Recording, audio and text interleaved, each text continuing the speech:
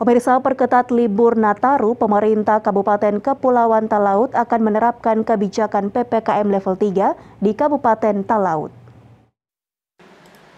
Juru bicara Satuan Penanganan COVID-19 Kabupaten Talaut, Dr. Kerry Monangin mengatakan, dalam rangka mengantisipasi adanya klaster baru penyebaran COVID-19 di Talaut pada masa libur Natal dan Tahun Baru, pihaknya telah mempersiapkan langkah strategi yang akan diterapkan nanti.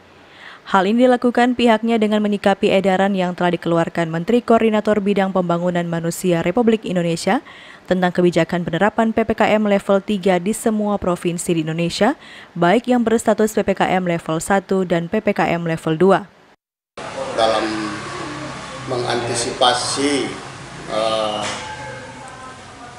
libur Natal dan Tahun Baru, dalam mana secara epidemiologi ada diperkirakan kemungkinan terjadi gelombang ketiga COVID-19 untuk kita di Kabupaten Kepulauan Talaut. Tetap yang pertama prinsip melakukan pelaksanaan PPKM. Nah, PPKM ini sudah ada edaran terbaru dari Menteri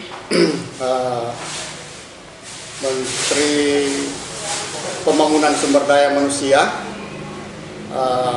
Tadi baru keluar bahwa nantinya seluruh Indonesia, seluruh daerah, kabupaten, kota, provinsi akan diberlakukan PPKM level 3.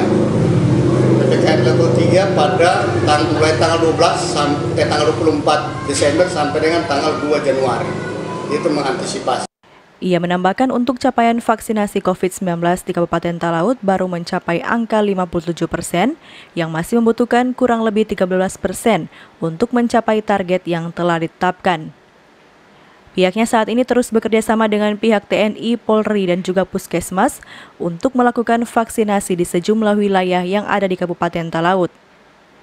Ia pun mengimbau bagi para pelaku perjalanan yang akan berangkat dan tiba di Kabupaten Talaut untuk tetap mematuhi protokol kesehatan, baik di atas kapal maupun saat tiba di tempat tujuan. Diketahui Kabupaten Talaut saat ini berstatus PPKM level 1. Namun oleh kebijakan ini akan memberlakukan PPKM level 3 pada tanggal 24 Desember hingga 2 Januari 2024 nanti. Alfred Tumanung melaporkan untuk Kawanua TV.